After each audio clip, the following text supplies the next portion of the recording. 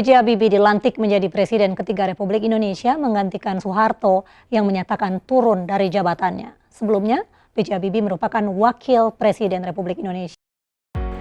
Awal pelantikan Presiden B.J. Habibie. Pada 21 Mei pada tahun 1998 silam, B.J. Habibie dilantik menjadi Presiden Republik Indonesia ketiga. B.J. Habibie mengganti posisi Presiden Soeharto yang saat itu mengundurkan diri menjadi kepala negara. B.J. Habibie menjadi presiden di masa transisi dari era Orde Baru menjadi era reformasi.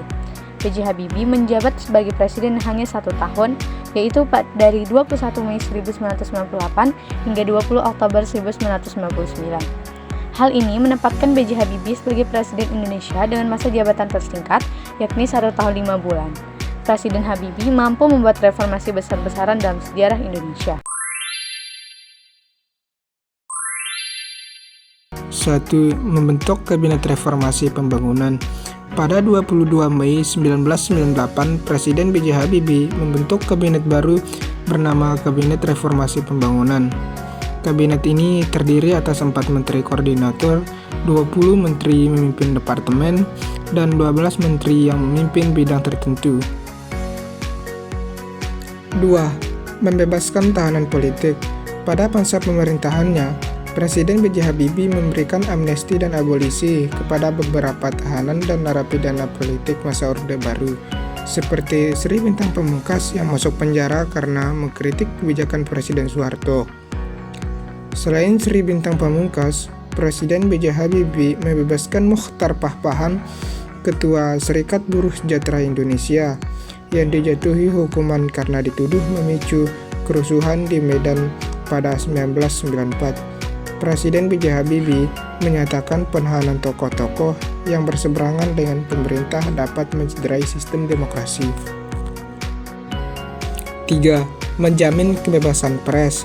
Kemerdekaan pers pada masa pemerintahan B.J. Habibie makin nyata dengan pengesahan rancangan Undang-Undang RUU Pers yang kemudian menjadi Undang-Undang Pers pada 13 September 1999.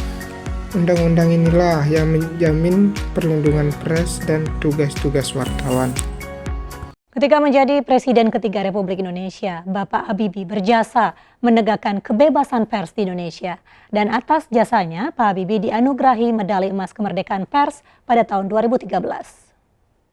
4. Pembentukan partai politik.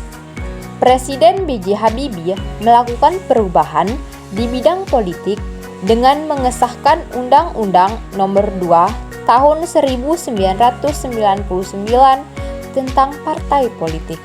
Undang-undang ini menjelaskan setiap warga negara Indonesia diberi kebebasan untuk membentuk sebuah partai politik sesuai Undang-Undang Dasar 1945. Sejak berlakunya undang-undang tersebut, terbentuk banyak partai politik. Jumlah partai politik yang dinyatakan sah menurut keputusan pengadilan sebanyak 98 partai. 5. Melaksanakan Pemilu 1999. Pemilu 1999 merupakan pemilu multipartai yang diikuti oleh 48 partai politik.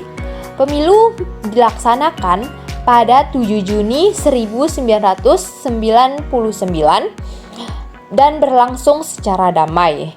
Untuk melaksanakan pemilu, pemerintah membentuk Komisi Pemilihan Umum atau KPU yang anggotanya berasal dari wakil-wakil partai politik dan pemerintah. Umum untuk menyiapkan pemilu.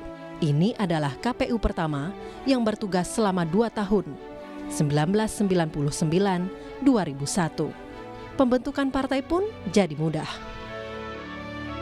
Dan partai tak lagi hanya 3, seperti masa Orde Baru. Saat inilah sejumlah partai yang dikenal sekarang, seperti Partai Demokrasi Indonesia Perjuangan, Partai Kebangkitan Bangsa, Partai Amanat Nasional, dan Partai Keadilan yang sekarang menjadi Partai Keadilan Sejahtera, ikut pemilu dan bisa mengirimkan wakilnya ke DPR. 6. Referendum Timor Timur.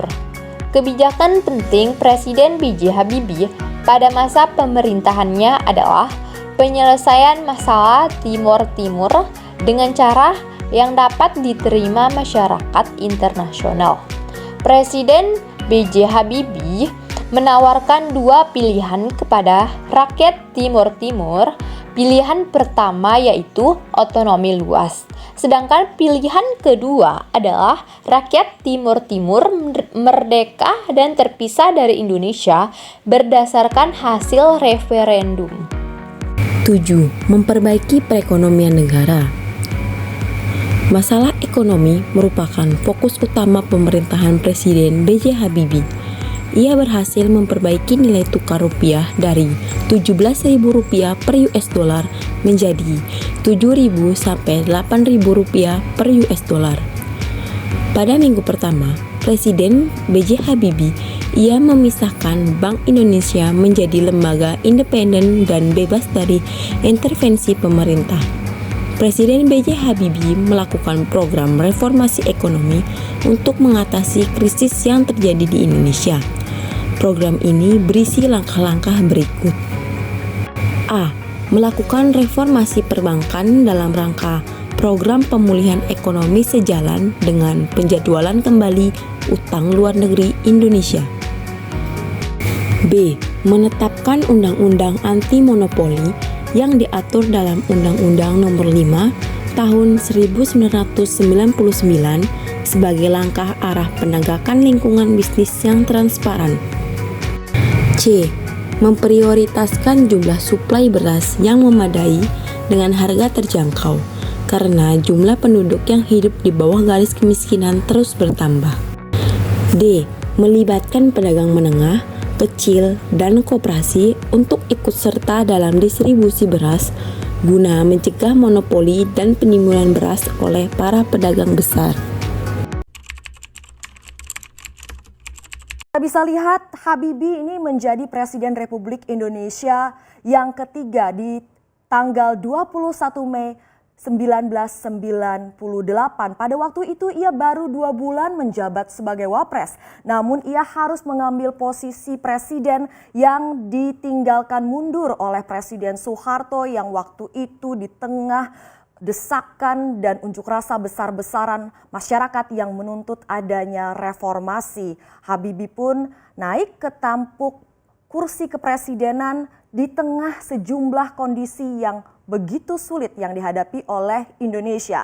Di antaranya adalah inflasi yang begitu tinggi, mencapai 77%, cadangan devisa yang tergerus, pertumbuhan ekonomi yang negatif, dan juga baru beberapa pekan menjabat sebagai presiden, ia harus melihat rupiah ambrol ke level terendahnya sepanjang sejarah, yaitu 16.800. Bisa kita lihat di sini pada 1 Juni 1998. Namun kita lihat ini dalam waktu yang singkat pemerintahan Habibie yang kurang dari 1 tahun 6 bulan ini ia berhasil memperkuat rupiah. Dia memperkuat rupiah 34.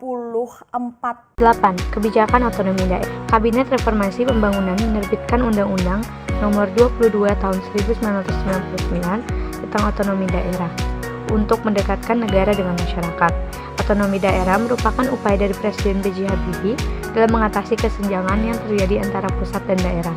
Selama ini, segala urusan pemerintahan dan keuangan terpusat di Jakarta. Akibatnya, banyak daerah penghasil sumber daya alam seperti Riau, Sumatera Selatan, Irian Jaya, dan Kalimantan hidup di bawah garis kemiskinan. Dengan otonomi daerah, Presiden B.J. Habibie berharap Indonesia mampu keluar dari krisis ekonomi. Somewhere to go where I need to